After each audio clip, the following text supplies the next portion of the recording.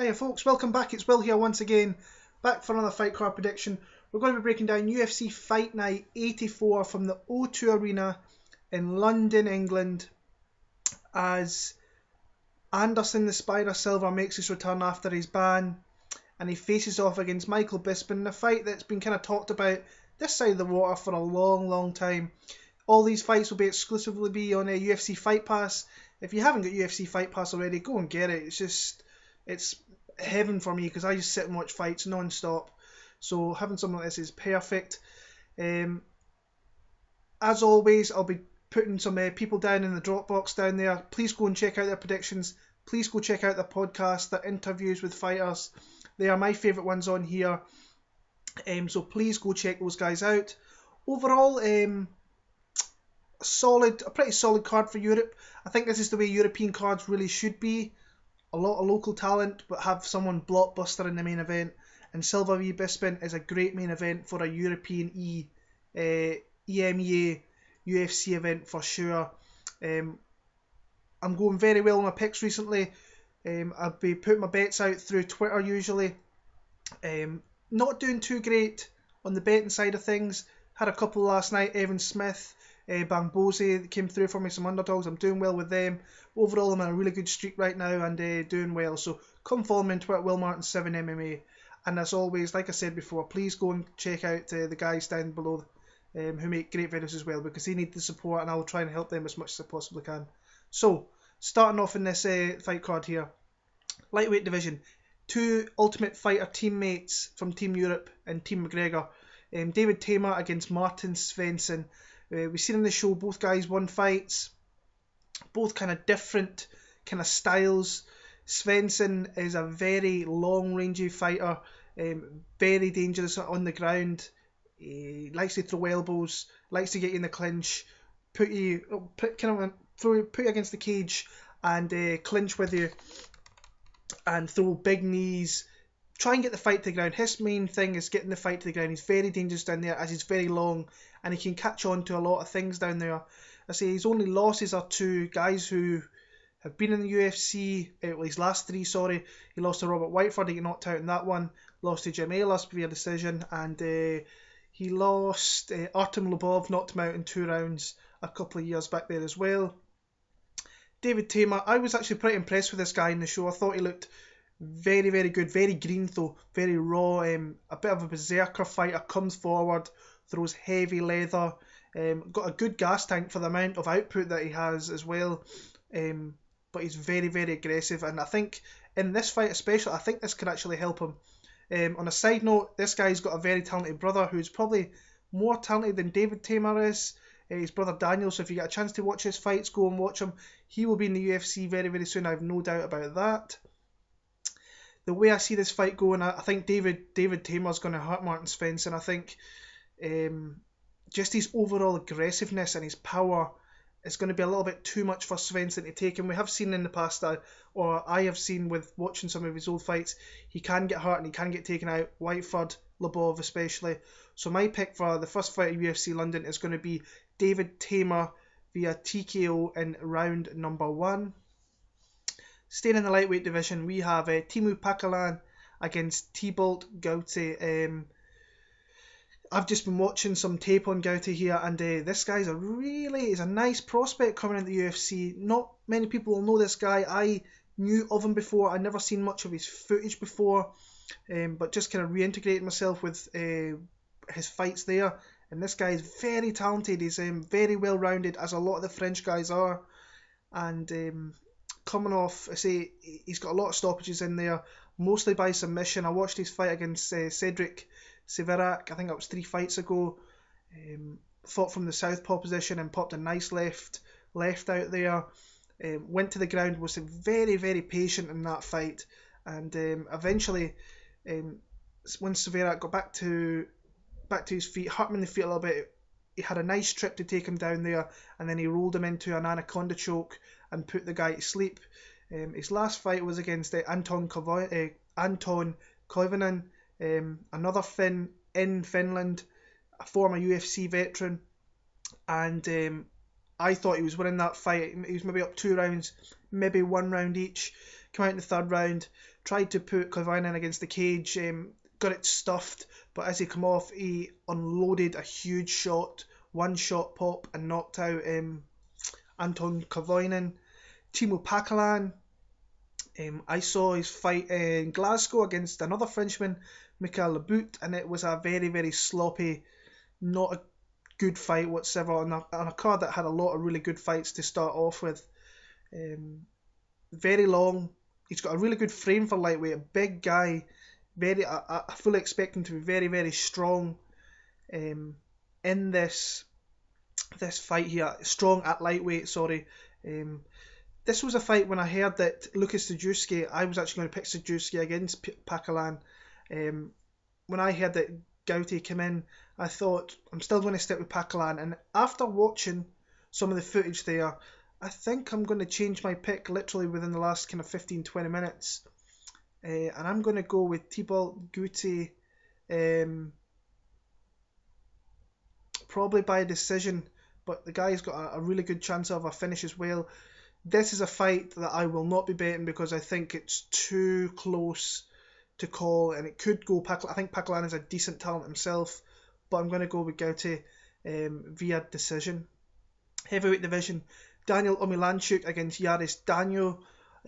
Daniel, 6-0, newcomer to the UFC, a guy who is fought for heavyweight.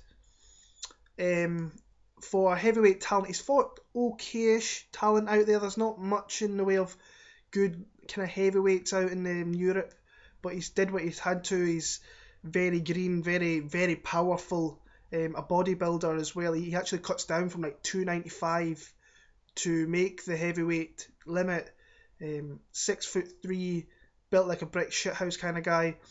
But as I said, very, very green. He has a lot of power. Most of his victories are by stoppage, but he kind of bulldozes you against the cage. And I think against someone like Omilanchuk, I think that could be a bit of a struggle with him in this one here. So I say Omilanchuk coming off that loss to Anthony Hamilton, where Anthony Hamilton basically just kind of, he hurt him early on and then lay against him and rode out the decision victory there. Before that, he beat Chris De La Hoya in Glasgow once again via TKO. I like Omilanchuk in this one. I think that Daniel just hasn't faced the competition, and Omilanchuk is a solid heavyweight, so I like Omilanchuk. I think he could possibly stop Daniel once Daniel kind of slows down a little bit in the middle to late kind of rounds. So I'm going to go an early third round TKO for Daniel Omilanchuk. Back to the lightweight division again. We have Norman Parke against Rustam Khabilov. Very fun fight. Well, but not a very fun fight. It could turn out to be a bit of a bore, this one, but very good stylistic matchup because Khabilov fighting out of Dagestan. We all know what the Dagestani fighters are really good at, grappling the sambo, whereas Norman Parke, he is a very good judoka, and he's got some nice defense as well as some nice takedowns as well. Coming off the last fights, Khabilov, he got choked out by Benson Henderson and then lost a very kind of close split decision down in Brazil to Adriano Martins. I think I had it for Martins if I remember right. I watched that fight about 4 or 5 days ago, and I think I stood with my decision. But extremely dangerous, and he has beaten some decent guys. Yancy Medeiros, a decent fighter coming up through that division, and so on. But fights out of Jackson Winklejohn a little bit as well, but I think this training camp has been predominantly in Russia. Norman Parke coming off, I thought, a very good display in Dublin against Reza Madadi. Madadi was coming back after a long layoff from the UFC, from fighting pretty much. But I thought Norman Parke showed improved striking. I thought his jab was really nice. His footwork was definitely a lot better from what I've seen him live. He was in and out a little bit more. He seemed to have a little bit more pop in his shots as well. And he kind of controlled the fight down on the ground from there. And the way I see this fight going, it's just who kind of can get off first. If Khabilov can get on top, I think he can get the decision victory here, maybe a stoppage. But it's a very close fight. Another fight I don't think I'll be betting. But my pick for this one is going to be Rustam Khabilov via a split decision. Very close, but I can easily see this going to Norman Parke as well. But my pick is going to be Rustam Khabilov. Middleweight division, Brad Scott against Krzysztof Jotko. Nice to see Brad Scott back. He's a really cool dude, this guy. Met him a few times Just a really down-to-earth guy. He trains out the MMA lab as well as over here in England, and it's just a very decent fighter. I think a lot of people forget about Brad Scott because you don't really hear or see too much about him, but he's a really good fighter over here in Britain. Coming off that win over Dylan Andrews, caught him with a submission in the second round down in Australia after he hurt him on the feet. Before that, he lost a pretty contentious decision against Claudio Silva in London the last time they were there.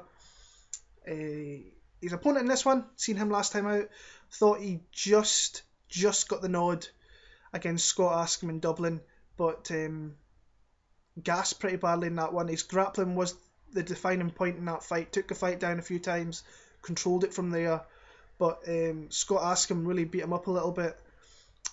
The way I see this fight going, I think Brad Scott, my pick is going to be Brad Scott. I think he's the underdog for this one, and I've said already, and it's been worked out well for me in 2016.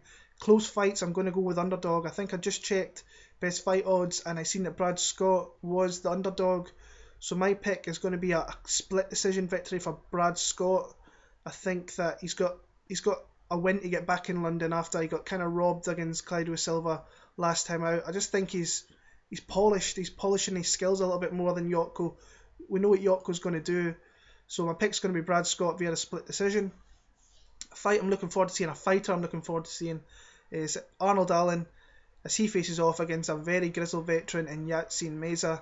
Now I think this is a great fight personally for Arnold Allen. Not an overly dangerous opponent, but an opponent who has a lot of experience and will kind of help Allen along in this fight to maybe go further on in the future. Arnold Allen is a guy I've watched in Cage Warriors. We've seen him against, he absolutely destroyed Tobias Huber. I think his only loss was to Marcin Roshek in that one. We've seen him come up through there, and he got the call to come into the UFC in Berlin last year against Alan Omer, and I bet big money on Arnold Allen, and thankfully he came through in the third round. He was losing that fight. He was 2 rounds down. Omer is a tough guy, though. He was getting backed up against the cage a little bit too much, couldn't get his strikes off, but then in the third round, Omer tried the same thing as he did in the first 2 rounds, and he got caught in a guillotine choke, and Arnold Allen put him to sleep like that.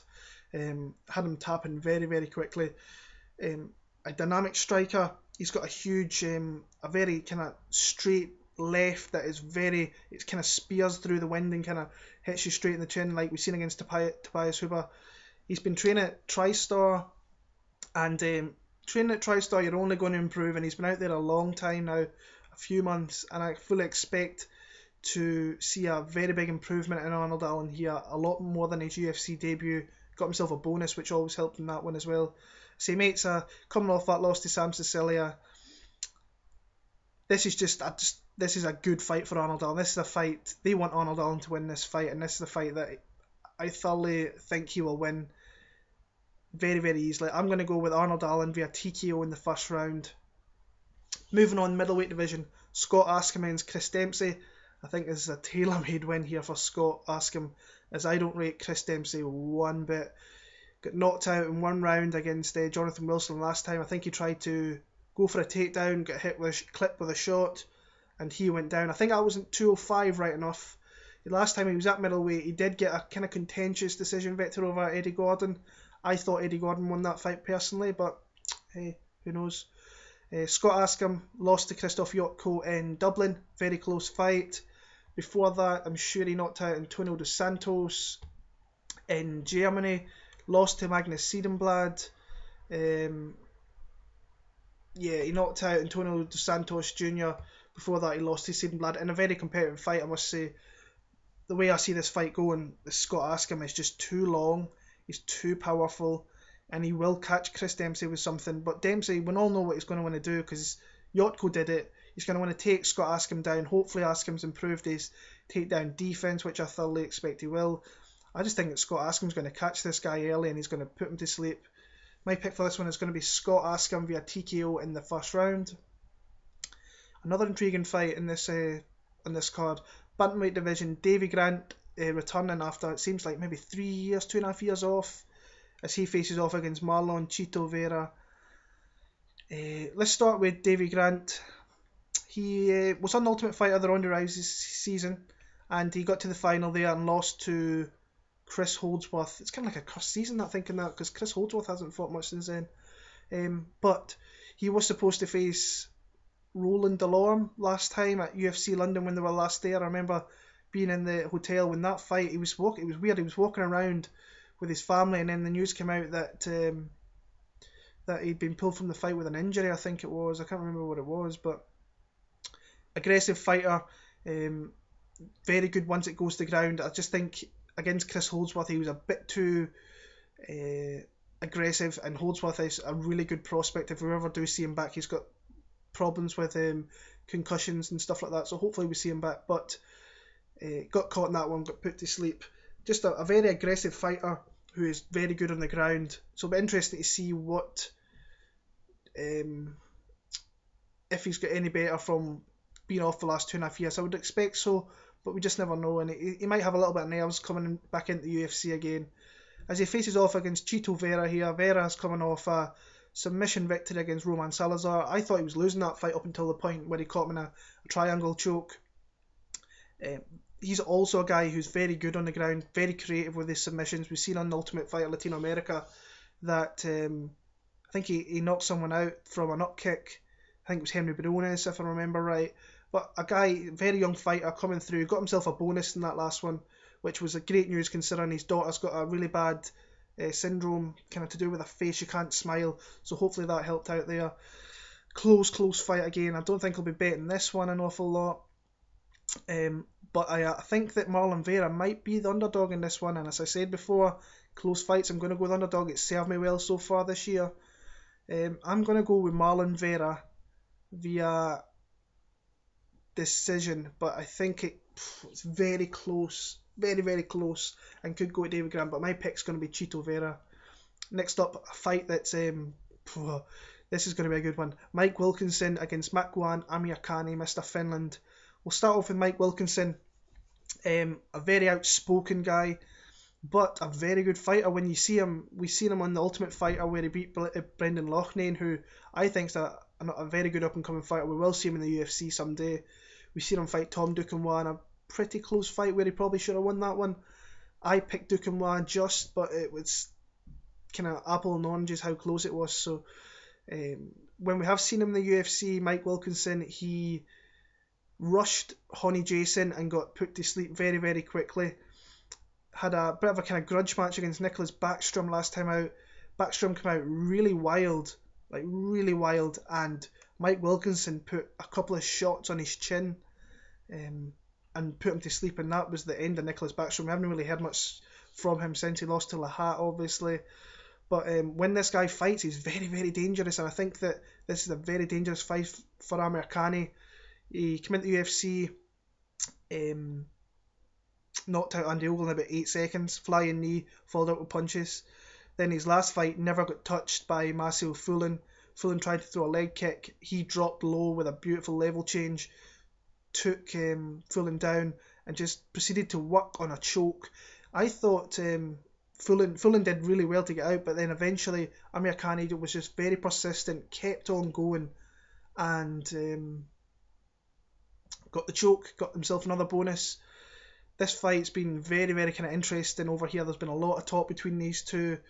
Makwan Amirkhani has moved from the All-Stars gym in Sweden to SBG in Ireland. Support Mike Wilkinson saying that someone banged Makwan Amirkhani's missus over there in Sweden, so that's the reason for moving over. Whether that's true, it's another thing altogether. Very close fight. I've been going back and forward in this one a lot. I think Wilkinson's the underdog in this one. This is a close fight, but as I say before, I go with the underdogs. I think I'm going to go with Amirkhani in this one. If he can stop the strikes of Mike Wilkinson and get the fight to the ground somehow, I think he can find a submission, because he is very dangerous down there and very creative and very heavy on the opponent. So my pick is going to be an early third round submission from Makwan Amirkhani, but I would not bet any. I wouldn't say to anybody bet Makwan Amirkhani, because I think that Mike Wilkinson is definitely a live dog.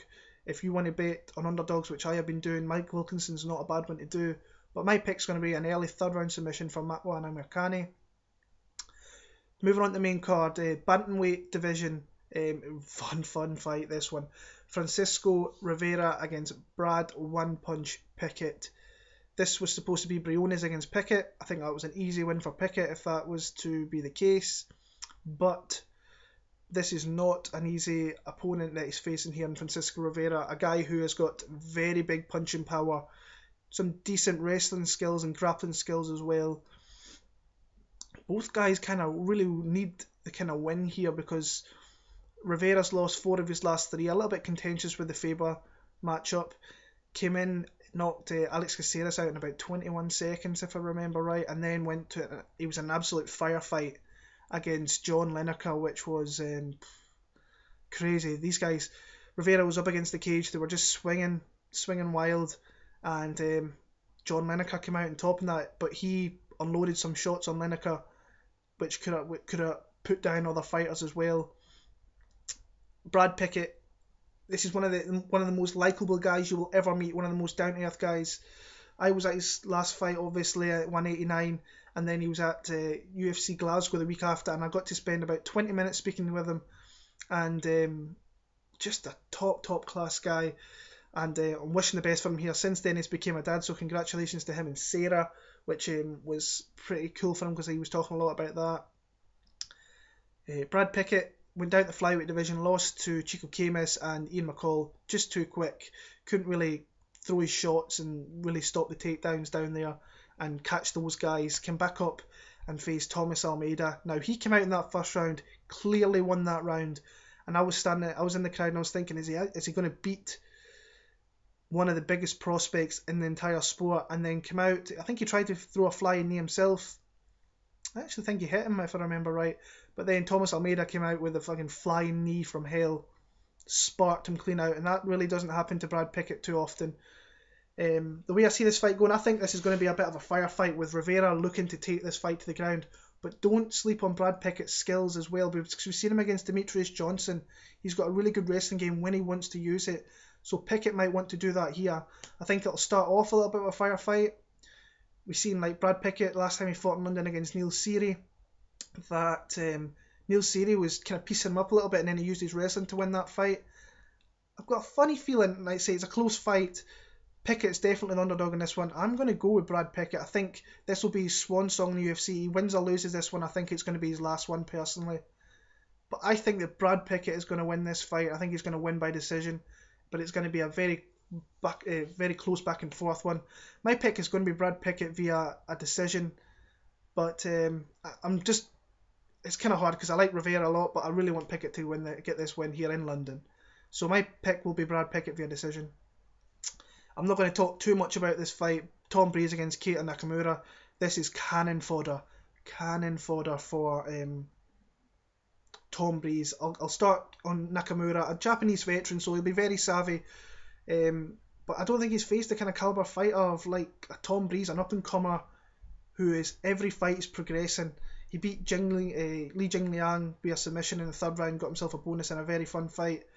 Tom Breese last time out in Dublin was just unbelievable. I've watched his fights a couple of times this week against Carl Penrod.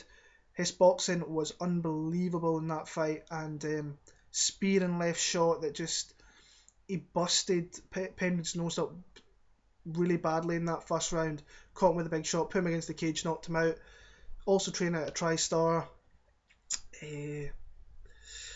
We've seen against Lewis Dutra, knocked him out in the first round as well. We've seen him in Cage Warriors beforehand. He had really good grappling skills. I think this guy is going to be a very big contender in the next 18 to 24 months in this welterweight division. My pick, if you don't already know, is going to be Tom Breese via first round KO. I just don't think Nakamura is going to have anything for this guy, and no disrespect to him, but I just think that Breese is going to smoke him inside one round. So knockout first round for Tom Breese. Co-main event, decent scrap. Gegard Mousasi against Thales Leites, another close fight where I've been going back and forward a little bit because Mousasi needs this win. Leites is coming off that loss to I think it was Michael Bisping back in Glasgow, which I thought was a lot closer fight. He could have really won that fight as well if he did a little bit more earlier on. But Mousasi is coming off that loss to Uriah Hall, where he got spin kicked and then he got a flying knee and then he got punched out. Before that, he had wins over Costas Philippou, knocked out Dan Henderson, which was a little bit controversial. Before that, he lost to Jacare Souza. Just an overall solid fighter who I think will want to win this fight a lot, just for the simple reason the UFC are going back to Holland in about 2 months' time, 2 months to 10 weeks' time, and he will want to be on that card, no doubt about it. I think he'll still be on the card, depending. Hopefully, he doesn't get like knocked out or really seriously badly stopped. But just an all-around solid fighter, a tough fighter just to really fight. Basically, he is a decent wrestler. He's very creative on the ground. Long striking. Not a very good striker, but does enough to really engage in there. He's got decent clinch work as well. Thales Leites, since he's come back into the UFC, I think has been fantastic. I don't think that loss to Michael Bisping is a bad loss on his record, because it was a split. It was very close. You could have easily gave that to Thales Leites, but I thought Bisping maybe just did enough. Before that, he beat Tim Boetsch via a beautiful submission, knocked out Francis Comont, and so on and so on. He's been very good since he came back. I'm struggling to see how this fight's going to go, because I can see it being a stand-up affair, because I think Mousasi will want to keep it there. I don't see him wanting to go to the ground with Leites, because Leites is very different. Very, very close. I know Leites is the underdog in this one. I said before, close fights. I'm going to pick the underdog. I think I'm going to stick with this one. I'm going to go with Thales Leites, but Gegard Mousasi can stifle him out pretty much if he can get that jab off and stop the takedowns. But my pick's going to be Thales Leites via a very close split decision. And the main event of the night, a really good main event. This was supposed to be Bisping against Mousasi, and then I think it was running about Christmas Day, they dropped the bombshell that Anderson Silva was fighting this. And I remember just sitting in front of my computer when this came up, and I was like, whoa, I lost my shit. And it's not like me because I'm not the biggest Anderson Silva fan. I do respect him a lot, but for us European fans over here to get Anderson over here is a big thing for us, especially against Bisping, who is a big name over here. But yeah, fun fight. But I've never been the biggest fan of kind of either of these guys. Respect them a lot, I really do. Michael Bisping is a guy I've had kind of a couple of little run-ins with regarding some things, but recently he's been really nice to me. Anderson Silva, I don't think he's the greatest of all time. I think John Jones is, personally, but I'm a John Jones fan, so a lot of people will probably come at me for that. But Anderson Silva, just a pioneer. Pioneer is the best word. Pioneer / legend. Incredible striking, head movement, anticipation, just his ability to miss shot, like not get hit and then come and hit his opponent like he didn't when he went up to light heavyweight. He was incredible, he really was. The knockout of Vitor Belfort is one of the all-time legendary knockouts. I don't think he's personally as good on the ground as what people think. But he did catch Chael Sonnen in that 5th round. I think he's good, but I don't think he's overly great personally. But that's just me. But I don't see anywhere where he loses this fight. I really don't. I've seen people pick Michael Bisping, and I'm like, what does he have over Anderson Silva that's going to win him this fight? And I don't see it at all. I really don't see it. I think that this is going to be a performance that really puts Anderson Silva. I think he could fight Luke Rockhold in his next fight after this. I really do. I think this is the fight tailor-made. They're bringing Luke Rockhold over to London, and that says something to me. If I know he's facing Weidman, but I think Anderson Silva, if he's not fighting at UFC 200, he'll be next in line for Luke Rockhold. I firmly believe that, because the middleweight division's all over the place with Romero being suspended and this and that. I just think Anderson Silva's going to come out, he's going to be very patient, and he's going to hurt Michael Bisping. I think that once Michael Bisping faces the elite of the division, now saying this, Michael Bisping has faced the elite of the elite, but a lot of those guys were on something. Sonnen, Belfort, Rockhold just totally outclassed him. This is how I see this fight going, just like the Rockhold one. He will just hurt him on the feet, and then he'll get a stoppage, maybe in round 2 or 3. I'm going to go a second round TKO finish for Anderson Silva. And that may be the end of Michael Bisping, for the simple fact that I think he's great on the TV. I actually really enjoy his analysis. So my pick is going to be Anderson Silva via second round TKO. So that's my picks for UFC Fight Night 84.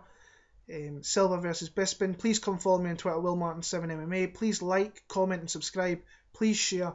I'm just wanting to get more people coming in and speaking to me about MMA. That's all I really want. And I'll be back on today's Monday, Thursday, with UFC 196 history fight, Rafael dos Anjos against Conor McGregor, in a pay-per-view which is not overly great, but it really doesn't have to be great when you've got the top two fights up for titles, and especially being Conor McGregor going for history there. So that is my fight picks for this card. I will see you all later. Enjoy the card when it comes round. I will also post my DraftKings picks now because Countermove's not there, and my 3 most confident picks of the card as well. So take care, and I will see you on Thursday for RDA versus Conor McGregor. It's going to be a good one.